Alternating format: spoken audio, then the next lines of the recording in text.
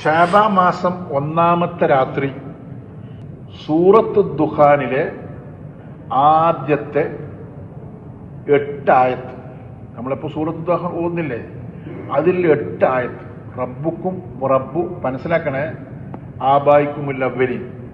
ആ 8 ആയത്ത് യശാ നിസ്കാരത്തിന് ശേഷം നിസ്കരിച്ച് ഉടനെ തന്നെ പോകണമെന്നില്ല, സൗകര്യത്തിന് ഒതുകൊടുത്തിട്ട് കിബിലക്ക് മുന്നിട്ട് ഇരുന്നിട്ട് 15 പ്രാവശ്യം ഓതുക. എത്ര പ്രാവശ്യം? എന്നിട്ട് 15 അല്ലാണ്ട് 15 8 പ്രാവശ്യമല്ലേ, അങ്ങനെ ചില മനസ്സിലാക്കിയിട്ടുണ്ട്. സ്പൂൺ 8 ആയത്ത് 15 ദിവസം ഓതിച്ച് നമ്മൾക്ക് മുഹിമായ കാര്യം ഉണ്ടല്ലോ, അത്യാവശ്യം എല്ലാ കാര്യം പറഞ്ഞു. അതിനോട് അള്ളാഹുവിനോട് നല്ലോണം ദ്വാരക്കുക.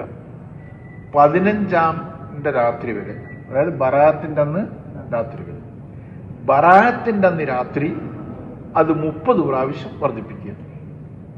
ബറാത്തിന്റെ അന്ന് രാത്രി നമുക്ക് സൂറത്ത് ദുഖാൻ അശാമാവിന്റെ ഇടയിൽ ഫുള്ളായിട്ട് ഓതും, അതല്ല കേട്ടോ.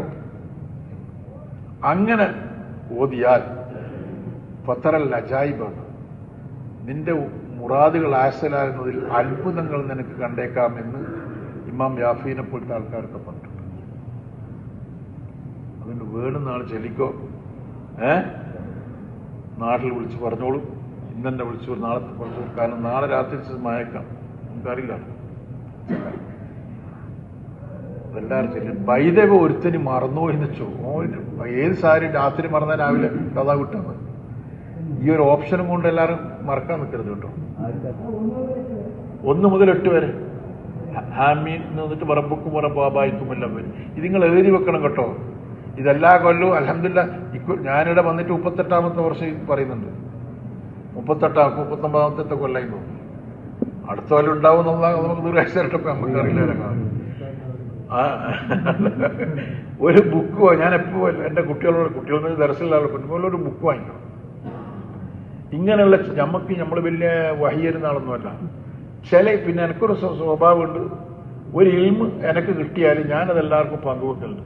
അത് എഴുതി വെക്കുക. ഇപ്പൊ ചില സമയം ചില ശഅബാൻ ഉണ്ടായിക്കൊള്ളണമെന്നില്ല. അത്തരം കാര്യങ്ങൾ ഇങ്ങനെ മറിച്ചു നോക്കിയ ഉസ്താദ് പറഞ്ഞിട്ടുണ്ട്.